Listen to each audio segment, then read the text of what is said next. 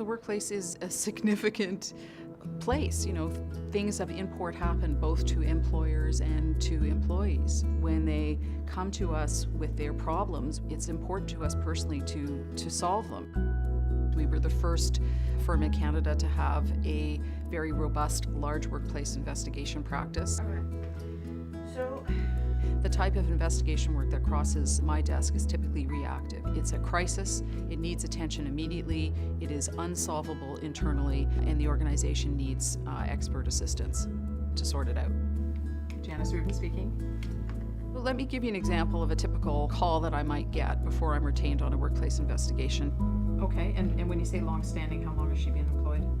And typically it's a lawyer at another law firm.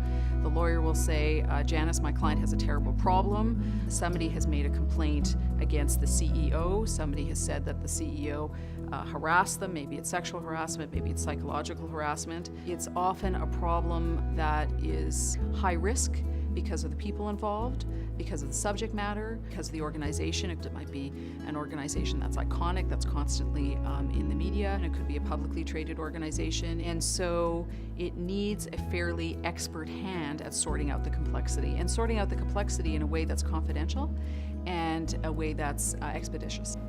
We go in as a third-party neutral, and we will interview the person who's making the complaint. We will interview the person against whom the complaint is made. We will interview witnesses, and we will sort through all the information and make a determination in terms of what happened. Okay, was anything in the conversation disciplinary? We're listening very carefully, and we're listening with the ears of an employment lawyer. Do the facts combine together in a way that is a legal problem? We are advocates in a very practical way. We want to solve your problem, and philosophically, as employment lawyers, we don't think having a fight just for the sake of having a fight, just for the sake of being aggressive, is helpful to our clients.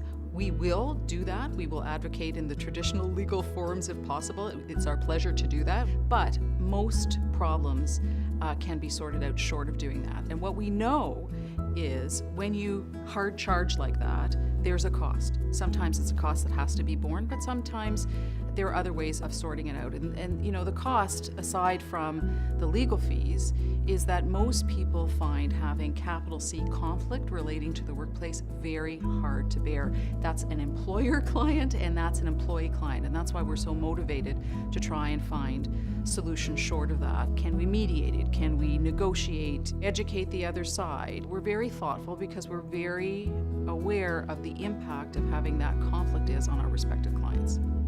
We really think about how would we like to be treated as a client receiving legal services, and that really does inform what we do. I listen, I'm thoughtful, I'm strategic, I'm quick, I'm thorough. If I were the CFO who has just lost his job, how would I like my lawyer, my advocate, to support me? I am, deeply honored anytime a client comes to me and asks for assistance in sorting out their problems. I love what I do.